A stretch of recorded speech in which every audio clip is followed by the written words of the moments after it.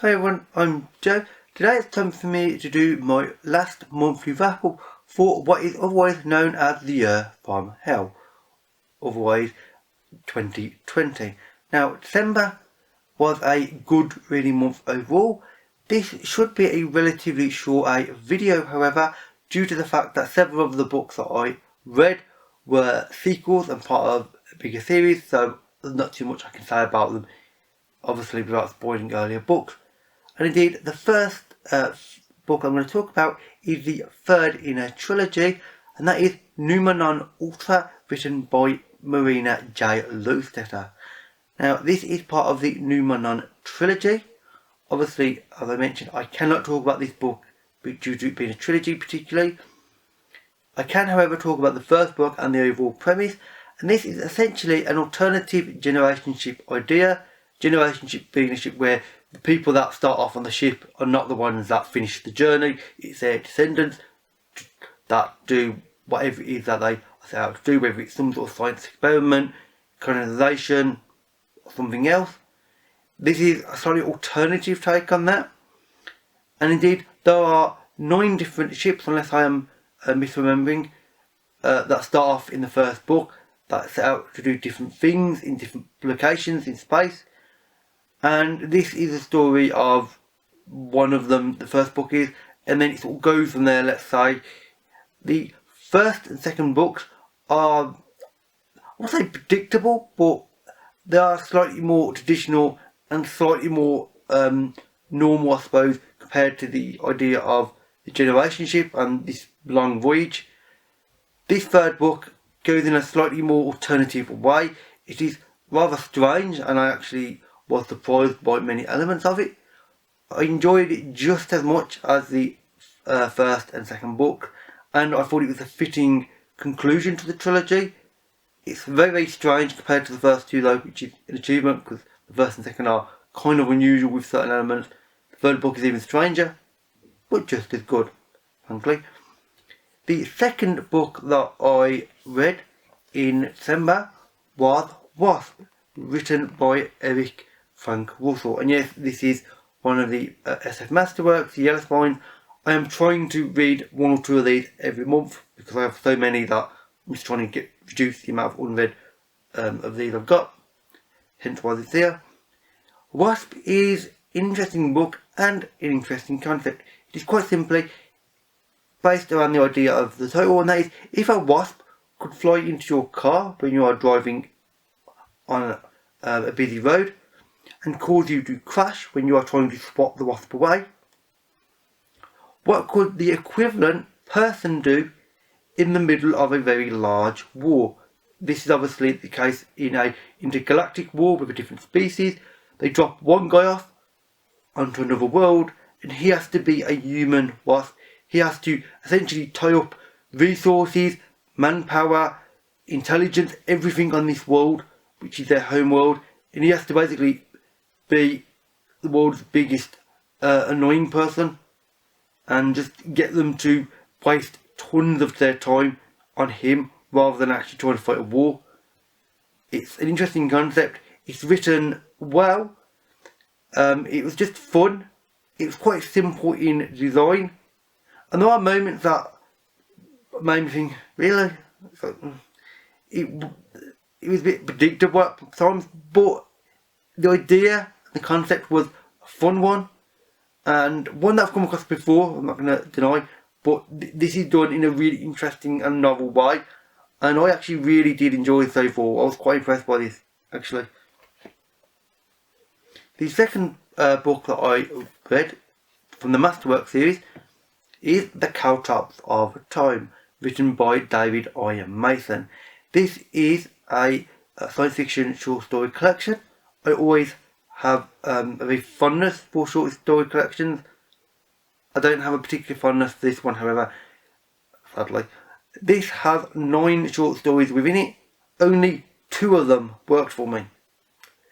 2 out of 9, which is obviously slightly less than a quarter of the stories out of a short story collection, is pretty horrific, frankly. I mean, normally it's close to the sort of 50-50 mark at least.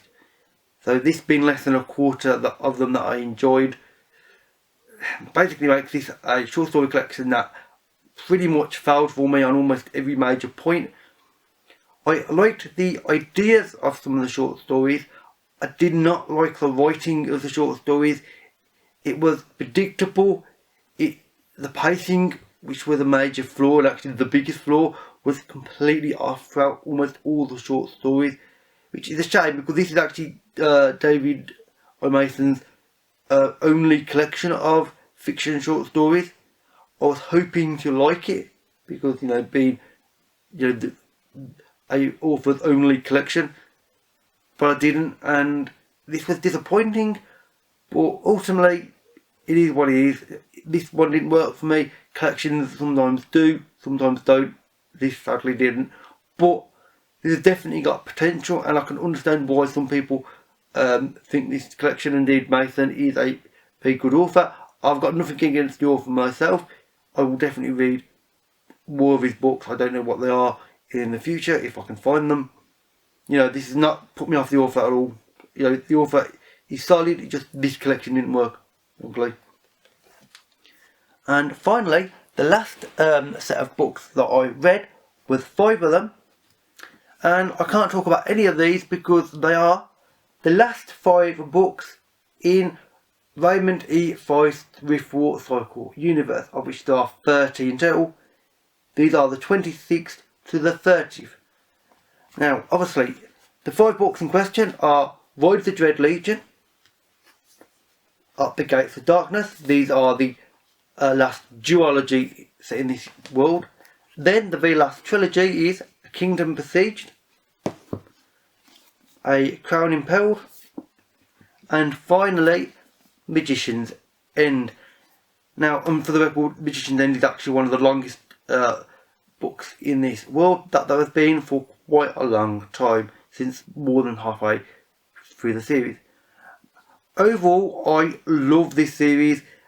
Now, Feist has got a little bit of a habit of doing kind of predictable stereotype characters, and indeed he tends to reuse names of characters a lot. There are lots of characters named after their ancestors again and again, which might mean sometimes it's a bit like, really, you've got that character, you're trying to bring back a modern version of him, set obviously several hundred years after the first book.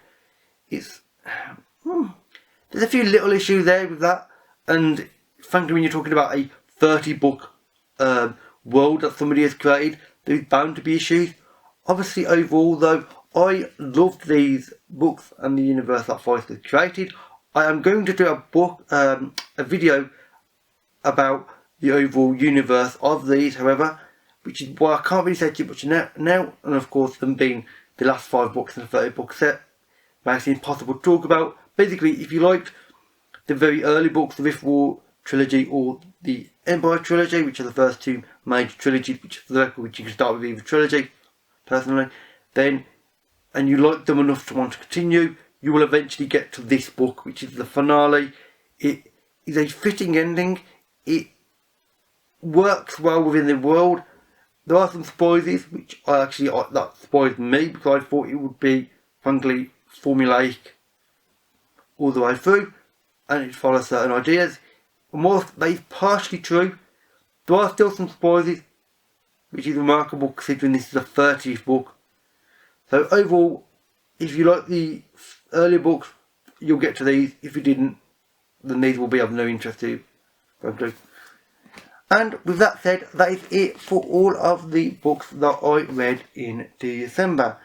If you have read any of these books, or you would like to, then please leave a comment. Obviously, if you have any suggestions on books you think I might like based on these, then again, leave a comment, we can have a discussion. If you are watching this, then you have survived 2020, so congratulations. 2021, I personally am an optimist, so I think will be much better. We now know how to deal, at least to a certain degree, with the whole coronavirus and things, so things should start improving. Not quickly, but they will, eventually. And overall, I have hope for the future, and, which is easy for me to say. I'm aware that I'm an optimist, so, it's easy for me to say, oh yes, things will be better. Hopefully though, other people will going for a measure of, I don't know, hoop from that. I don't know. Anyway, with that said, all the links to these books as well as my social media links can be found in the description box below. With that said, that is it for this video. So thank you for watching, and I'll see you in another day. Bye for now.